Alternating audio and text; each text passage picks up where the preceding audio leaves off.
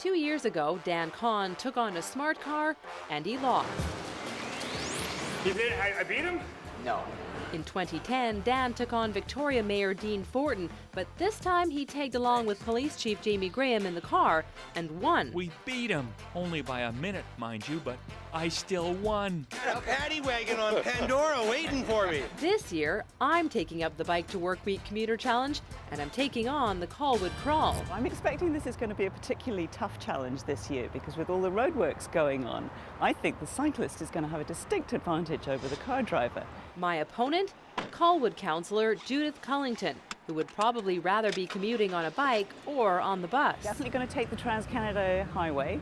I think that's going to be faster than the View Royal route.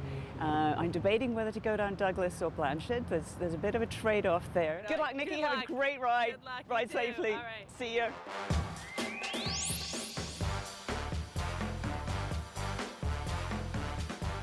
We left Colwood Corners at 7:20, and I went down the Island Highway onto Whale Road and then onto the Galloping Goose. And it looks like I got a pretty good head start, as Judith waited for more than a minute to get onto the Island Highway. I think I'm going to win, but I think it's going to be tight. And while I was pretty confident I would beat Judith, here we go. Woo! Traffic turned out to be light. Well, lighter than normal.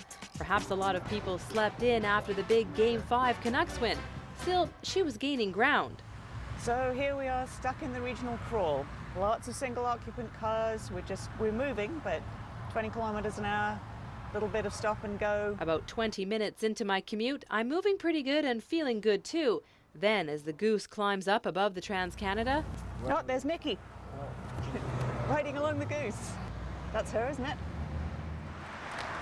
Oh, there she is. Oh, no. She's getting ahead of me. I could see Judith picking up speed and knew I had to pedal hard to beat her. She was going 60 kilometers an hour. And just a few minutes later... Okay, we're winning this one, that's for sure. Judith was already there when I arrived at Fort and Blanchard.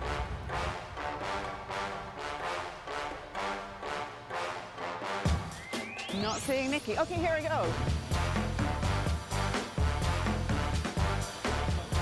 Checking in from the West Shore. I beat Nikki. Yay! Where is she? Do I need to... Judith? Ah, there she is. The commute took me about 35 minutes. Judith arrived just a few minutes before that. But out of 20 teams taking part in the Commuter Challenge, bikes came out on top 15-5. It was certainly lighter than I anticipated, and I hear the horror stories.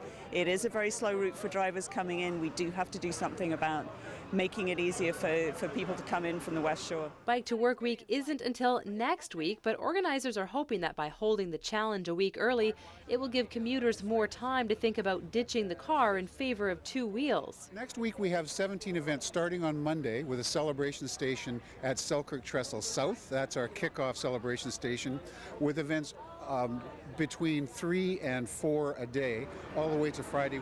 And if you still need a little more convincing that two wheels can't keep up with four, Amy Dearden beat Jean Peddington by a few minutes, and Peddington took a Porsche. It's amazing. I mean, this is probably the fastest car you'll find in town here, and she still beat me. So now you've got enough time to get your bike greased up, because it all kicks off Monday morning at 6:45 on the Galloping Goose.